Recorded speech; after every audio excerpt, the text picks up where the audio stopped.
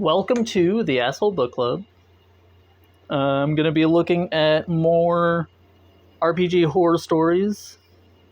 The very last one I read was a freaking nightmare, so I will try to find a couple stories that are a little more lighthearted. And this one says it's short, so I'll start with this one. True Colors When You Stop GMing.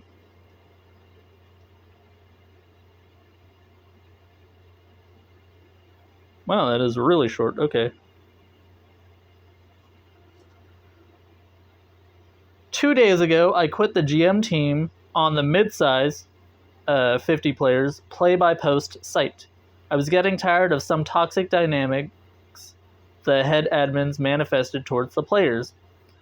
But I quit without any drama, and due to lack of time, I have a work reason that will suck my free time soon, and all members and admins know about it. I offered to wrap up my last thread as a GM before I quit GMing for good.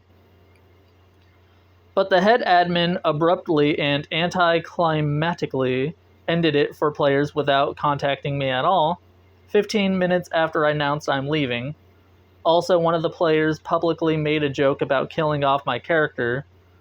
We alternated as GMs and characters a day after they noticed I'm not a GM anymore. And the top comment says, no wonder why you left such a group. Yeah, I mean, things are always more toxic online than they're going to be in person, because the person behind the screen doesn't ever face any real social consequences for what they do, so they think it gives them an excuse to just be a piece of shit. Oh no, I'll go with one that was posted 13 hours ago. My GF at the time sacrificed her character as a lash out at me. Self-harm warning, but it's D&D, so, it doesn't matter too much. Not sure if this truly counts as a horror story, but oh well. Well, it better. You posted it in Horror Stories. Trigger warning, in-game suicide.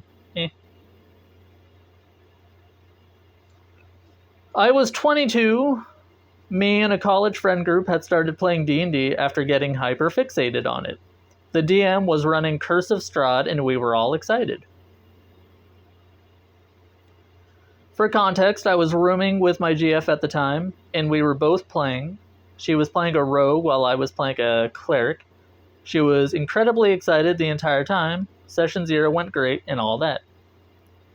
Then came the Death House. It was supposed to be one session, but due to a bunch of taffing about and starting late, we split it into 2 sessions.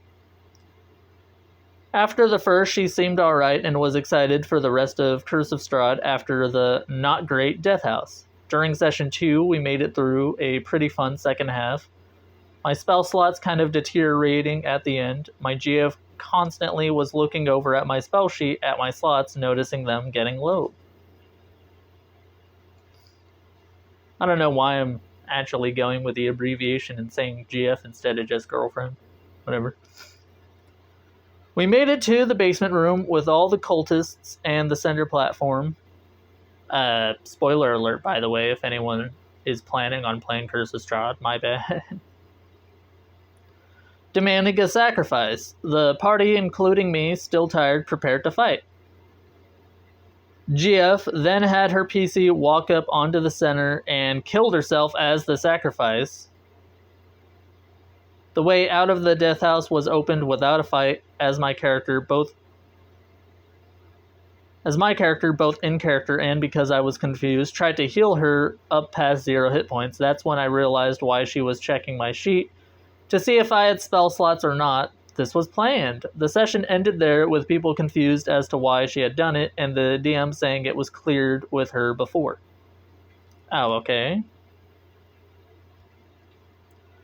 This is all fine. Really, though, if she didn't want to play anymore or she was busy from school, which she was, then yeah, all of this was good, and good on her for finding a way out to mesh with the story.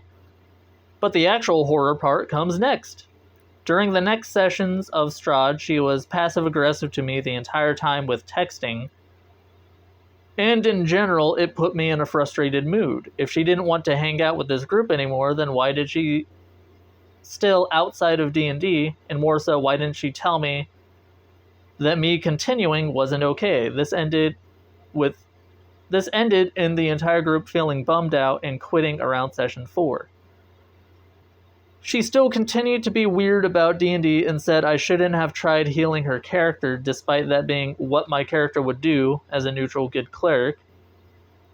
It kind of soured D&D for me for years, and I haven't really got back into it until now. Me and her broke up a while later for unrelated reasons, but the entire situation of how she treated me after doing so instead of having honest communication about not having fun just kind of lingered. So I wanted to know if this counts as a horror story.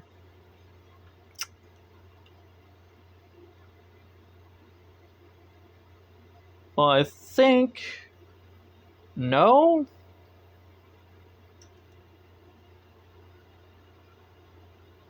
Like, I think we're missing parts of the story. So I can't really make a good judgment on what you're talking about. Like, it just seems like she was trying to pick fights or something. And I don't know, there's pieces of this story missing that don't really paint a picture. Top comment agrees with me. I feel like there's some missing context, but yeah, this is a horror story because your ex just wanted out and killed herself in the game story and continued the campaign story. I don't know what she expected. Like, did she want you to not play anymore? I don't get why anyone would get mad at the idea of healing someone when you'll be long resting after the death house. I feel like there's more to the story. The poster replied with, I was attempting to keep her from dying because she was at 0 HP. That's what I meant by healing. Yeah, we all know. As for context, there's not much more that I know, except we tried to forget about it and it kind of kept in the back of my mind.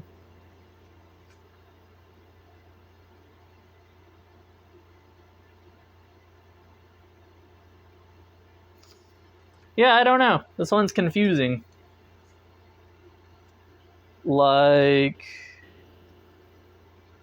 I feel like it could have been cleared up and you would know what's going on, or what was going on, if you just sat down and had a conversation with your girlfriend about why she didn't want you to continue playing. But oh well, it doesn't really matter because you're not dating anymore, so just, I don't know what to tell you. Like, there's not much you can do if a player wants their character to die. Anyway, if you made it this far, thank you so much for watching, and please subscribe to get me up to 100 subscribers. I'm 10 away. As always, like and comment, share if you'd like to share it, and yeah.